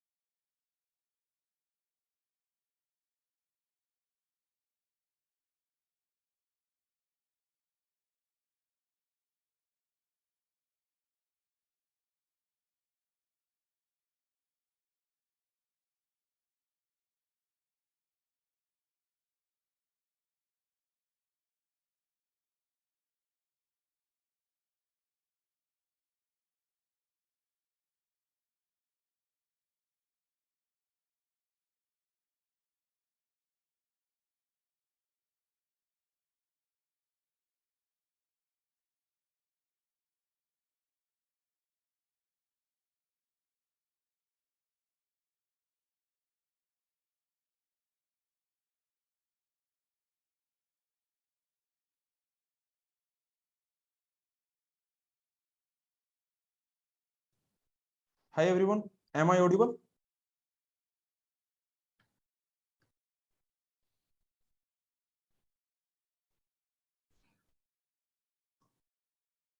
Okay, so let's see. So what I was saying this is like a path, but V1, this is like a path. This is like a path, but V1 should not be equal to Vn. Okay, so the difference between, actually remember, the cycle should have at least, this cycle should have at least three vertices. At least three vertices. There should be at least three vertices.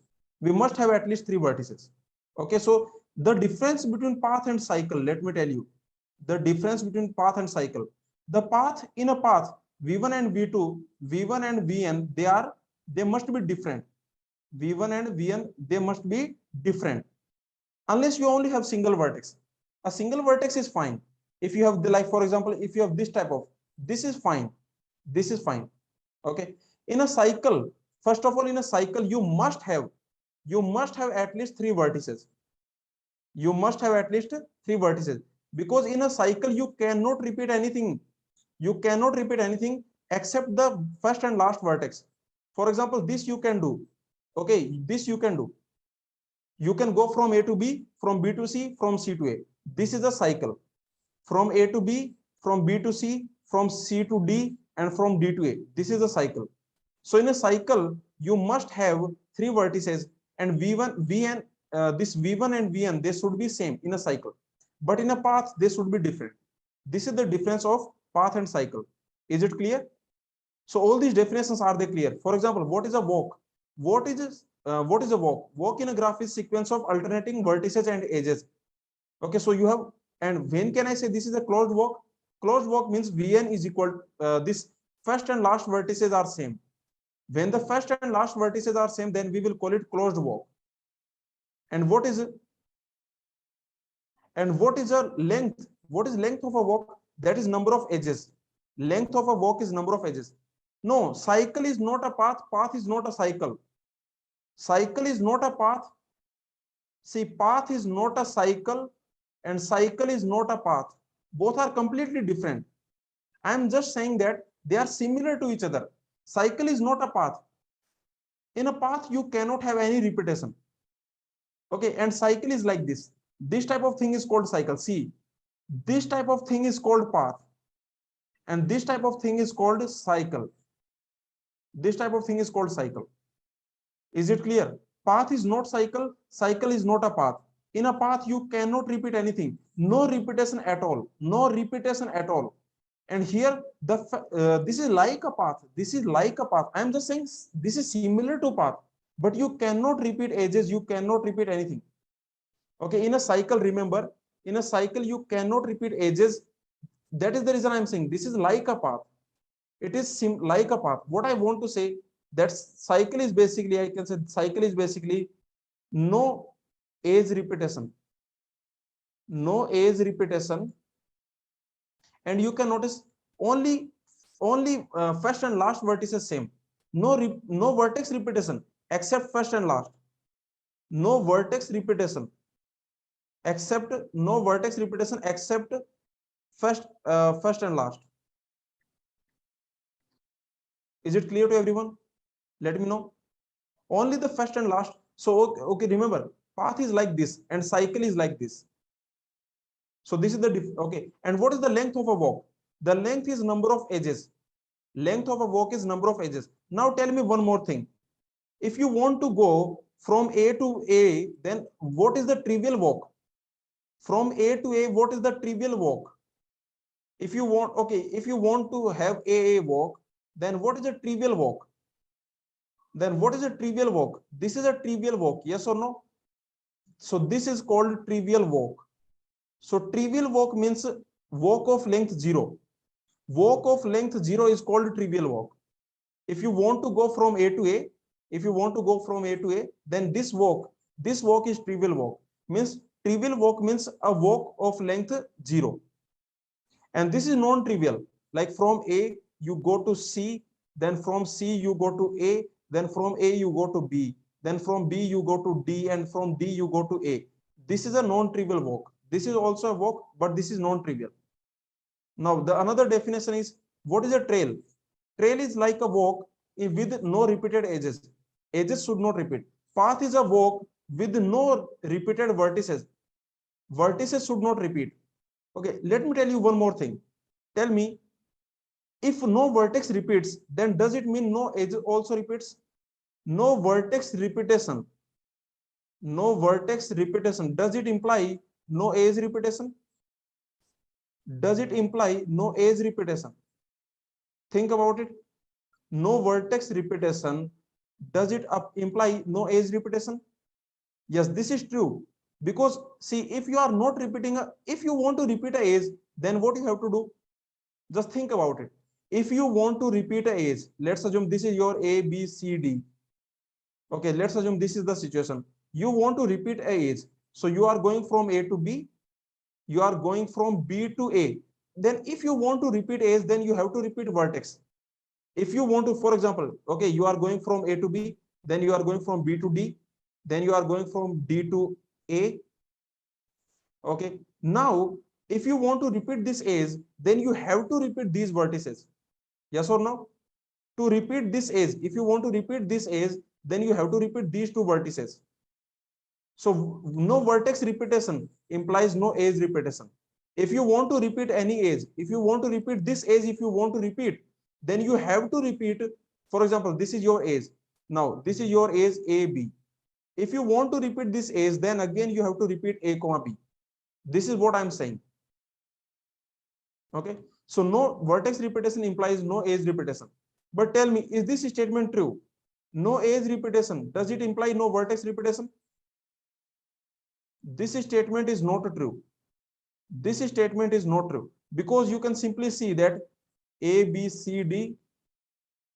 You can simply say that if I do like this, from A I go to C, from C I go to D, from D I go to A, from that B. Now you can notice you can notice no edge is repeating, no edge repeating, no edge repetition.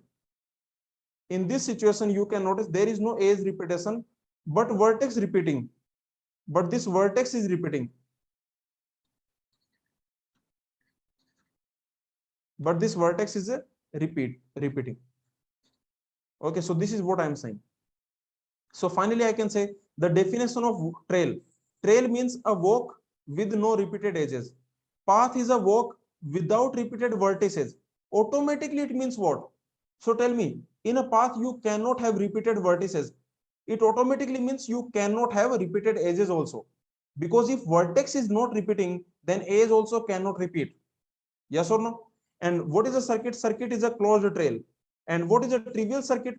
That is a circuit with zero edge. And what is a cycle?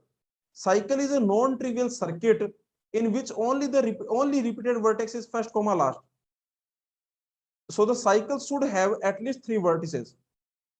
Cycle must have at least three vertices. It must have at least three vertices.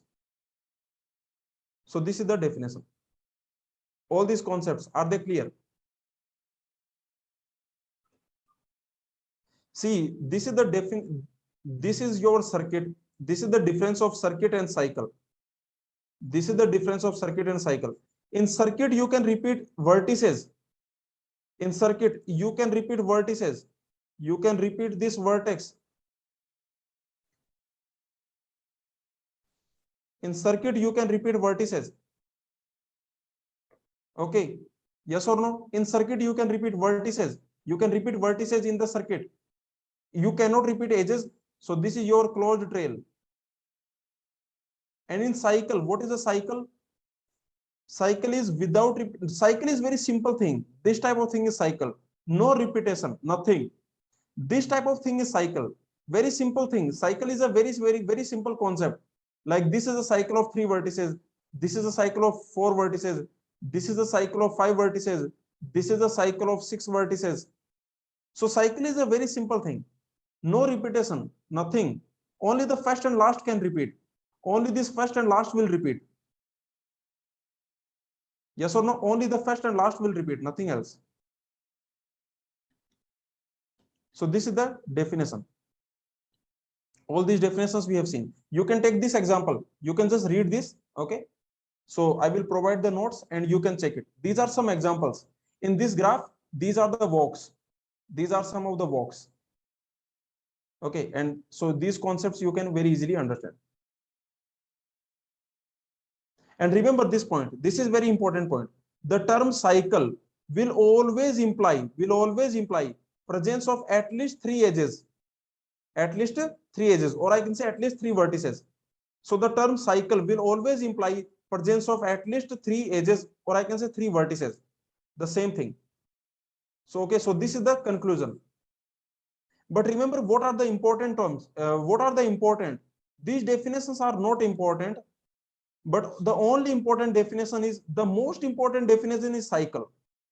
Let me tell you, this is the most important, and this is universal also. This is most important and universal. This is a universal concept. Like, what is a cycle? Cycle, you know that you start from somewhere and no repetition, no repetition, nothing. This type of thing is cycle. Okay, you start and you come back. You start and you come back without repeating vertices, without repeating edges. You start and you come back. This concept is extremely important, very important, and this is universal also. Other concepts are not universal. So other concepts are not really important. Remember, only this concept is universal. The other concept like path, walk, trail, these concepts are not universally defined. Not universally defined. But still, this is not important at all. Let me tell you, this is not at all important. And what is actually, this path is little bit important. So this is the most important, and this path is also a little bit important. So this path is also little bit important. You start somewhere and no repetition of nothing. No repetition, nothing. V1 is not equal to Vn. This is your path. Is it clear?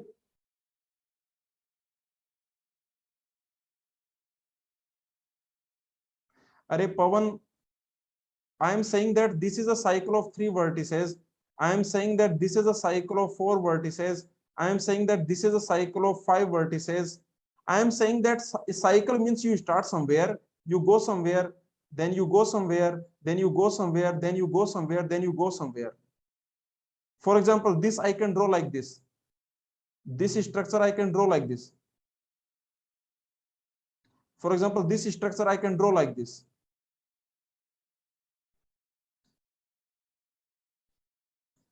Yes or no?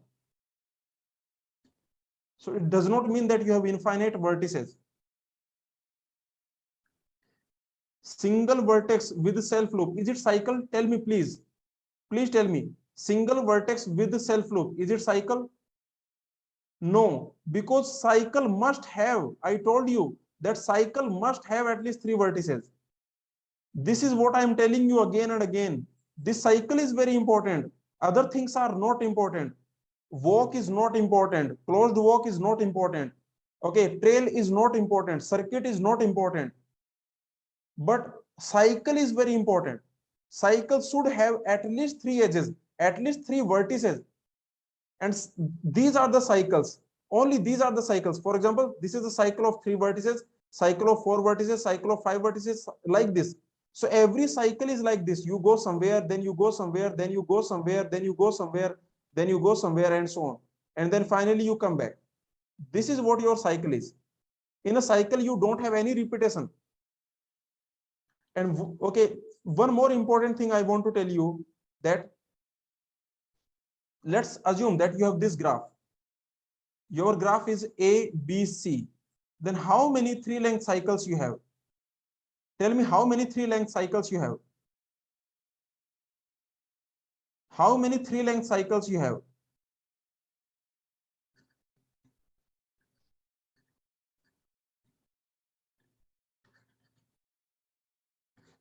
How many 3 length cycles you have? The answer is only 1. There is only 1 3 length cycle. Because remember, this cycle is same as this cycle is same as this cycle. All these cycles are same. So remember, this thing does not matter.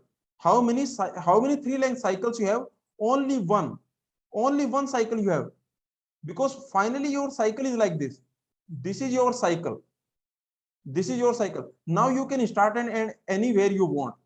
Is it clear? So 3 length cycle means 3 length means number of edges. This means 3 edge cycle. So how many 3 edge cycles you have? That is only 1. How many 6 length cycles you have? How many 6 length cycles?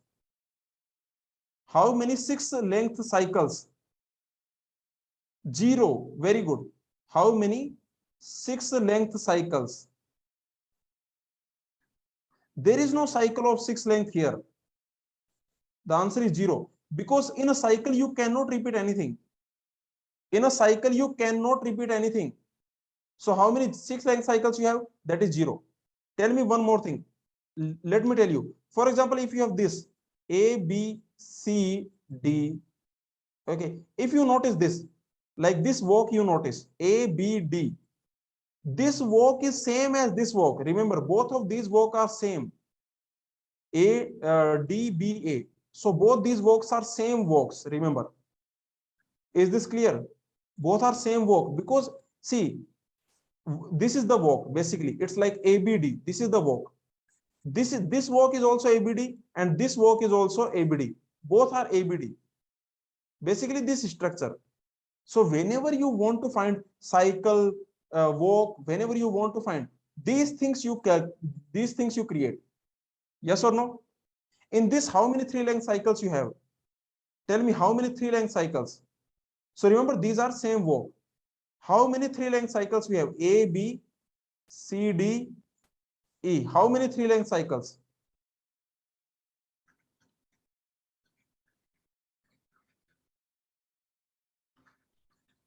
How many three-length cycles?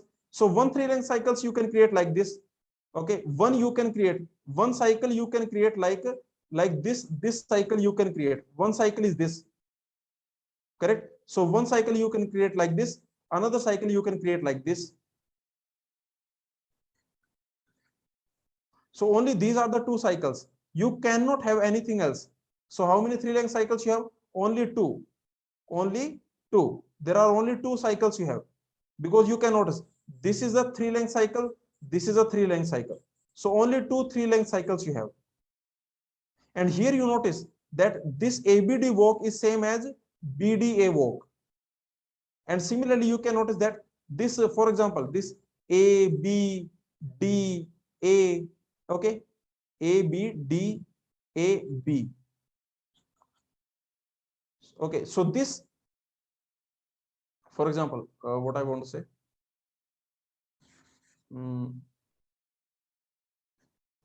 If you have this walk is same as this. Both are same. Both are same walks. Is it clear to everyone what I'm saying? Because this is also AD walk. See, this first one is also AD, and this second one is also this walk. Both are same walk. Okay, so this is important. So cycle, the concept of cycle is extremely important. Did you understand this? So this is enough for today. If anyone has any doubt, you can ask. Please understand the concept of cycle. Okay, if you do not understand anything else, I don't care, but understand the concept of cycle. This cycle concept you please understand. The cycle concept. Cycle concept means this is your vertex. You start at this vertex, then you go to a different vertex, then you go to a different vertex, then you go to a different vertex, then you go to a different vertex. Like this, like this, like this, you come back. Like this, you come back. And remember, all these are different vertices. Vi is not equal to Vj. So this is the concept of cycle. And this cycle must have three vertices, must have at least three vertices. At least three vertices. You must have at least three vertices if you want cycle. Yes, all these vertices are different. In a cycle, basically, I can say that all these vertices are different. For example, this is a cycle. A, B, C, D. So basically, in a cycle, all the vertices are different. In this cycle, you can notice in any cycle, all these vertices are different. That is, see, if you think like this, that you are going from A to B, you are going from B to C, you are going from D to D. If you think like this, then yes, first and second, if you think like this, see, if you think like this, then first and last are same. If you think like this, but if you think like this, then yes, all of them are different. Is this clear? This is just thinking perspective. If you think like this, all vertices are different. If you think like this, first and last are different. First and last are same. Any other doubt? Any other doubt in the cycle concept? And remember, this cycle is exactly same as this cycle. There is no difference. There is no difference. These two cycles are exactly same. These two cycles are exactly same. Similarly, these two cycles are exactly same. From C you are going to D, from D to A, from A to B, from B to C. All these are exactly same. So remember, this only one cycle you have, basically only one 4-length cycle you have, only one 4-length cycle.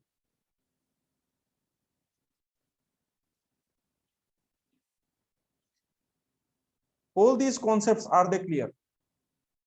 So the cycle and path, only these two things are important. Actually, these are most important. Cycle something like this, and path something like this. No repetition of vertices, no repetition of edges. Only these things are important. Any other doubt? Anyone? Anyone has any doubt? Please let me know.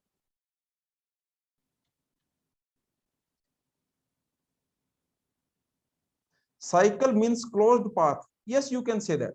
Alok, these terms, this closed path, this term is not used by many authors. The cycle word is universal. Every author will use the word cycle. The cycle word is universal. Other words are not universal. So just understand cycle as cycle. Understand cycle as a cycle, because cycle is very important. Cycle is universal. Other concepts are not universal. So don't confuse all the concepts. Very simple. Cycle is like this. And path. Okay, so I think there is some problem. Okay, I cannot write on the screen, but anyone has any doubt, let me know. I will answer it. Arpan is saying that, sir, in cycle, starting and ending vertex is same. So one vertex is repeating. Isn't it a trail as well? Yes, every cycle is a circuit. There is no problem. Every cycle is a circuit. Every cycle is a closed trail. Any other doubt? Every cycle is a closed trail. Hello, Saurabh? Yes, sir. Sir, am I audible? Yes. Sir, actually, I actually had a confusion. You told that the cycle is an unordered like a set of vertices. So in Hamiltonian cycle, why we take it as n factorial, n minus 1 factorial by 2? Hamiltonian we will study when we study Hamiltonian. At that time, I will tell you. This Hamiltonian and Euler, these are very special things. There is something called Hamiltonian circuit. Okay. So Yes, sir. in Hamiltonian, if you notice, many people, many standard books, they will write it Hamiltonian circuit. Yes. Because in Hamiltonian, vertex can repeat, edge cannot repeat. Okay, so they will write it, sorry, in Hamiltonian, sorry, vertex cannot repeat in Hamiltonian. Every vertex should be visited exactly once in Hamiltonian. Okay, so anyway, you don't worry, because even in Euler, there is something called Euler circuit. Euler circuit. Okay, so there we will study. There's something called Euler path. These things are special because these are tributes to someone, I can say. Like these are tribute to Hamilton, or these are tribute to Euler. So these are special things that we will study. Yes, sir. But in general, this is the definition of cycle we have seen. You only have to understand the definition of cycle. The other definitions you can follow from our notes, you can follow. But you don't have to confuse. You don't have to worry about other concepts. Okay. The other concepts, whatever you understood, that is fine. You don't have to create doubts like, is this work? Is this not work? This type of doubts you don't have to create. Whatever we have seen, whatever you have understood, when I taught you walk, trail, closed trail, that is fine. Okay, that is enough. Whatever you got, don't create questions from these. Okay, but questions can be created from cycles. In the GATE exam, there is no question from walk. There is no question. There is no question from trail, because if they want to ask you any question from walk, they have to give you the definition of walk. If they want to ask you any question from trail, they have to give you the definition of trail. And once they give you the definition of trail, then you have to follow that definition. Whatever definition they are giving you, you have to follow that definition. Because just think about it. If they give you some new definition of trail, then you cannot say that, okay, Deepak sir taught us this definition, so I will use this. No.